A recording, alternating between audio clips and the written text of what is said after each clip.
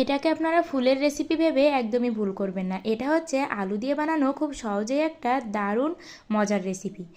আর এই রেসিপিটি এতটা সোজা যে সহজে আপনারা বানিয়ে ফেলতে পারেন। আর দেখতে একদমই কদম ফুলের মতো হবে এটা।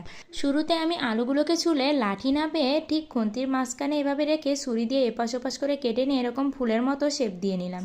তারপর আমি লবণ জলের ভিতরে এই আলুর ফুলগুলো ভিজিয়ে রাখলাম। তাহলে কিন্তু সহজেই এই আলুর ফুলগুলো নরম হয়ে আসবে এবং ফুলগুলো মেলে যাবে।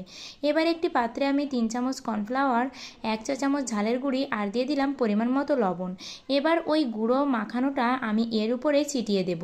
আর ছিটিয়ে দিয়ে খুব ভালো করে মাখিয়ে নিয়ে দেখুন এভাবেই রেখে দেব। এবার আমি তেলের ভিতরে এটাকে এপাশ ওপাশ করে অল্প আঁচে লাল লাল করে ভেজে নেব। আর লাল লাল করে ভাজতে ভাজতেই দেখুন এগুলো কতটা সুন্দর ফুলের মতো হয়ে গেছে আর মেলে গেছে।